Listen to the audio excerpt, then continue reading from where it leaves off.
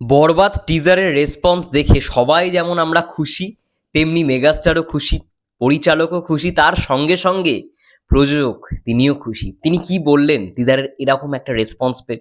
নমস্কার বন্ধুরা, আমি রূপম চলে এলাম আরও একটা নতুন ভিডিও নিয়ে। বন্ধুরা, জাস্ট নাও দেখলাম একটি পোস্ট করা হয়েছে নাইন ইমন ভাইয়ের অফিসিয়াল ফেসবুক পেজ থেকে। সেখান থেকে আমরা দেখতে পাচ্ছি যে বরবাদ ছবি প্রযোজক শারিন আক্তার সুমি তিনি কি বলেছেন এরকম রেসপন্স দেখে। অবশ্যই দেখো, এটা আমাদের কাছে খুব বড় একটা পাওনা যে বরবাদের মতো ছবি বাংলা সিনেমায় হচ্ছে, বাংলা চলচ্চিত্রে হচ্ছে। কারণ এত বড় বাজেট নিয়ে সিনেমা বাংলায় কিন্তু আমরা খুবই কম এরকম হতে দেখি। তো সেই জায়গায় একজন নতুন প্রযোজক তিনি মেগাস্টারকে নিয়ে ছবি করছেন, সেটার তো এক্সপিরিয়েন্স অবশ্যই আমরা এর আগেও শুনেছি। কিন্তু তার সঙ্গে সঙ্গে এটা তো অবশ্যই তারও ক্রেডিট কোথাও কি, কারণ তিনি যদি ইনভেস্ট না করতেন তাহলে হয়তো বরবাদের মতো এত বড় বাজেটের ছবি হওয়া একটু টাফ হতো। তো তিনি সর্বপ্রথম কিন্তু এই রিস্কটা নিয়েছেন, তো তাকে নিয়ে তো কথা বলতেই হবে। তো তিনি বলছেন, নাহিয়ান ইমন ভাইয়ার অফিসিয়াল ফেসবুক পেজ থেকে যারা জানতে পাচ্ছি, এই একটা পোস্ট করা হয়েছে, তার উক্তিটা মানে তার আর কি বক্তব্যটা সেটা আমি তোমাদের পড়ে শোনাচ্ছি। সাকিব ভাই আমাদের মেগাস্টার, বাংলাদেশের সব শ্রেণীর দর্শকের কাছে তিনি প্রিয়। সাকিব ভাই বরবাদের মতো সিনেমা করায় বাংলা সিনেমা বিশ্বের কাছে আরো বেশি পরিচিত পাবে। আমাদের সিনেমা এভাবেই এগিয়ে যাবে। দারুণ, তিনি এই উক্তিটা বলেছেন মানে বরবাদের টিজারের রেসপন্স দেখে। দেখো, সবারই ইচ্ছা থাকে মেগাস্টারের সঙ্গে সিনেমা করার। এর আগেও মেহেদী হাসান হৃদয় ভাই বিভিন্ন ইন্টারভিউতে বলেছেন যে এটা কোথাও কি তারও ইচ্ছা ছিল।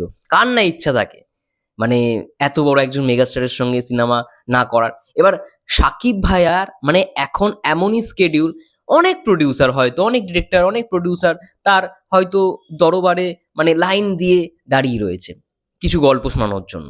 সে শোনেও, কিন্তু সব গল্প কি তার পছন্দ হয়? বা সব গল্পের যে আয়োজন সেটা কি তার পছন্দ হয়? অবশ্যই হবে না। তো সেই জায়গায় দাঁড়িয়ে মেহেদী হাসান হৃদয় ভাইয়া জাস্ট বলতে গেলে ছক্কা মেরে দিয়েছে। তার গল্প শোনানোর দিন থেকে যেরকমভাবে সাকিব ভাই ইমপ্রেস হয়েছে তার গল্পটা শুনে, বা এরকম একটা বড় গ্র্যান্ডারের ছবি এটা দেখে, মানে সত্যি সবাই খুশি। সাকিব ভাইয়াও যেমন খুশি হয়েছিল এবং এখন আমরাও সবাই খুশি। টিজারে যা ঝলক আমরা দেখতে পেয়েছি, মানে এক মুহূর্ত মনে হয়নি যে মানে প্রোডাকশন হাউস, নতুন প্রোডাকশন হাউস হওয়া সত্ত্বেও তারা কোনো রকমের কমতি রেখেছে। যেমনটা বড় গ্র্যান্ডার, আমি আগের ভিডিওতেই কথা বলেছি, তোমরা নিশ্চয়ই দেখবে যে যেই প্যালেসটায় শ্যুট করা হয়েছে, মিশা সওদাগর স্যার যেই প্যালেসের সামনে দাঁড়িয়ে রয়েছে, সেই প্যালেসে মানে অলরেডি একটা বলিউডের কাজের শুটিং হয়ে গেছে। মানে বলিউডের সেট ভাবো, বলিউডের যেখানে শুটিং হয় সেরকম একটা জায়গায় শ্যুট হয়েছে। আবার নেটফ্লিক্সে সেই কাজটা অ্যাভেলেবেল রয়েছে।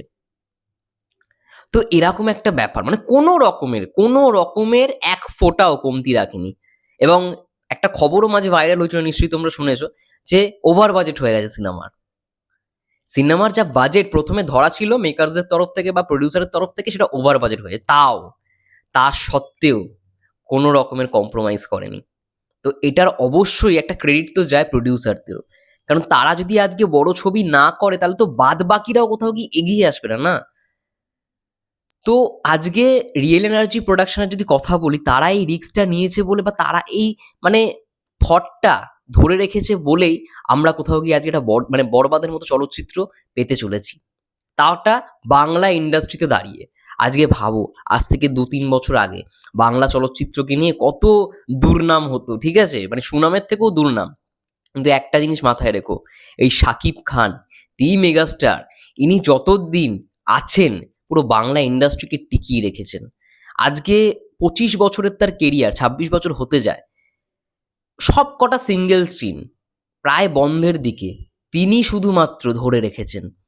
সে বেশি বেশি সিনেমা করেই হোক বা যাই হোক না কেন, প্রত্যেকটা হল মালিক সিঙ্গেল স্ক্রিনে তারা অপেক্ষাই করে থাকে যে কখন শাকিব খান সিনেমা নিয়ে আসবে, কখন শাকিব খান সিনেমা আনবে।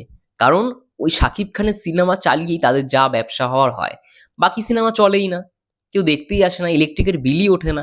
তো সেই জায়গায় দাঁড়িয়ে আজকে একটা সিঙ্গেল স্ক্রিন, প্রত্যেকটা একটা না প্রত্যেকটা সিঙ্গেল স্ক্রিনের অক্সিজেন বা মেরুদণ্ড হচ্ছে দি মেগাস্টার শাকিব খান। যাই হোক, খুব ভালো লাগছে সবার যে টিজারটা মানে এই রকম ভাবে রেসপন্স পেয়েছে। অলরেডি সাকিব ভাইয়ের ফেসবুক পেজ থেকে 2 মিলিয়ন ভিউজ ক্রস করে গেছে। এসকে ফিল্মস থেকে মানে এসকে ফিল্মসের অফিসিয়াল ইউটিউব চ্যানেলে সেখান থেকে অলরেডি 1 মিলিয়ন প্লাস ভিউজ হয়ে গেছে। আরও মানে ভিউজের ছড়াছড়ি, টোটাল যদি ধরা তাহলে 3 মিলিয়ন প্লাস ভিউজ। বরবাদের টিজারের। তো এটা একটা বিশাল ব্যাপার। এই এক্সাইটমেন্ট মানে ধরে রাখার নয়। মনে হয় আজকে আরও একটা উৎসব করি। কালকে যেরকমভাবে উৎসব হলো, সত্যি কথা বলছি, মানে খুব কম এরকম রিয়েলাইজেশন হয়েছে যে পরীক্ষায় যেরকম হয় না, যে পরীক্ষায় বসছি, পরীক্ষা বসার আগে ঠিক যেমন মানে মন থেকে একটা নার্ভাসনেস চলে আসে যে কি হবে, কেমন প্রশ্ন হবে, ঠিক বরবাদ টিজারের আগের মুহূর্তটা ওরকমই ছিল, যে কি হবে, কেমন টিজার হবে, এত বড় ছবি, মানে কি হয় ওটাই মানে বারবার মন থেকে প্রশ্ন আসছে। যাই হোক, সমস্ত জবাব পেয়ে গেছি, সমস্ত কিছু মানে এটা যে ধারণাটা আমাদের ছিল সেটা কোথাও গিয়ে ফুলফিল হয়েছে, যে এক্সপেকটেশনটা আমাদের ছিল যে বরবাদ এই স্কেলের হবে, একটা লার্জ মানে কি বলবো গ্র্যান্ডার নিয়ে শ্যুট হবে, সমস্ত কিছুই টিজারের প্রত্যেকটা দৃশ্য দেখেই আমাদের কাছে সমস্ত কিছু ক্লিয়ার, সমস্ত কিছু পরিষ্কার। ব্যাস, এটা বলেই ভিডিওটা শেষ করব। ততক্ষণের জন্য তোমরা সবাই খুব ভালো থেকো এবং সুস্থ থেকো। দেখা হচ্ছে নেক্সট ভিডিওতে। টাটা, টেক কেয়ার অ্যান্ড বাই।